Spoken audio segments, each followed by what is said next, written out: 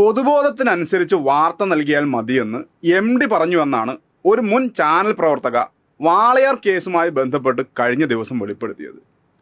നേരത്തെ മനോരമ ന്യൂസിന്റെ ജോണി ലൂക്കോസ് നടത്തിയ പ്രതികരണത്തിന്റെ മറുപതിപ്പാണിത്. സ്പിരിറ്റ് ഓഫ് ദി ടൈം എന്നാണ് അന്ന് ജോണി ലൂക്കാസ് പറഞ്ഞത്. അതായത് സമയത്തിന്റെ സ്പിരിറ്റിനനുസരിച്ച് വാർത്ത ചമക്കണമെന്ന്. ഈ പറയുന്ന സമയവും സ്പിരിറ്റും എന്നത് CPMനെതിരായി മാത്രം ഉണ്ടാവുന്നതാണ്. വാളയാറിൽ മാധ്യമങ്ങൾ കാണിച്ചിരുന്ന സ്പിരിറ്റ് നാം കണ്ടതാണല്ലോ. കേരള പോലീസിനെതിരെ ആ അമ്മയെയും രണ്ടാനച്ഛനെയും മുൻനിർത്തി എന്തെല്ലാം കളികളാണ് അവർ കളിച്ചത്. അതിപ്പോൾ ബൂമറാങ് പോലെ തിരിഞ്ഞു കൊത്തുകയാണല്ലോ. ഇത്തരത്തിൽ മാധ്യമങ്ങൾ സൃഷ്ടിക്കുന്നതാണ് ഈ വ്യാജ പൊതുബോധമെന്ന് സമകാലിക കേരള രാഷ്ട്രീയത്തിലെ ഓരോ സംഭവവും പരിശോധിക്കുമ്പോഴും നമുക്ക് മനസ്സിലാകും. ഇവിടെ ചോദ്യം അതല്ല, ഈ വ്യാജ പൊതുബോധത്തിന് നീതിന്യായ വ്യവസ്ഥയും അടിമപ്പെടുകയാണോ? മാധ്യമങ്ങൾ സൃഷ്ടിക്കുന്ന വ്യാജ പൊതുബോധത്തിനനുസരിച്ചാണോ നീതിപീഠങ്ങളിൽ നിന്നും ഉത്തരവുകൾ ഉണ്ടാകുന്നതെന്നും ചർച്ച ചെയ്യേണ്ടിയിരിക്കുന്നു.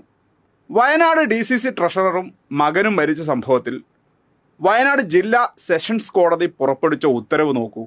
ഒന്നാം പ്രതിയും MLAയുമായ IC ബാലകൃഷ്ണനെയും രണ്ടാം പ്രതിയും DCC പ്രസിഡന്റുമായ ND അപ്പച്ചനെയും ജനുവരി 15 വരെ അറസ്റ്റ് ചെയ്യരുത് എന്ന്.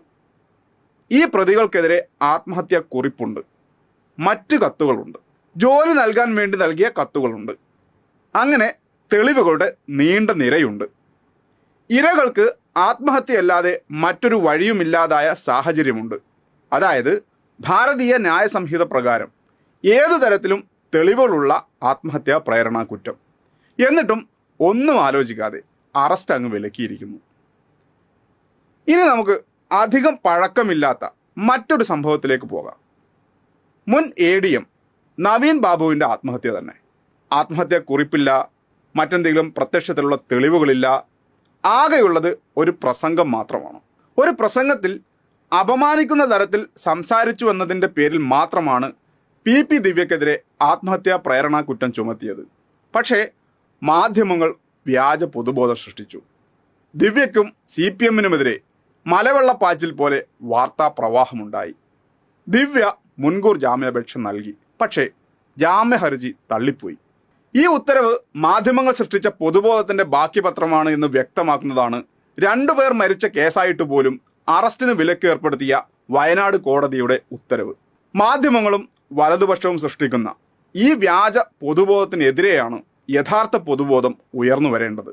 നീതിപീഠമായാലും നീതി നിർവഹണ ഉദ്യോഗസ്ഥരായാലും വ്യാജ പൊതുബോധത്തിൽ പെട്ടുപോകാതെ ശരിയായ രീതിയിൽ നിയമത്തെ വ്യാഖ്യാനിക്കാനും നീതി നിർവഹണം നടത്താനും പൗരന് നീതി ഉറപ്പുവരുത്താനും തയ്യാറാകണമെന്നും ആവശ്യപ്പെടുന്നത് കൂടിയാണ് സമാനമായ 2 വ്യത്യസ്ത സംഭവങ്ങളിലെ വ്യത്യസ്ത തരത്തിലുള്ള ഉത്തരവുകൾ.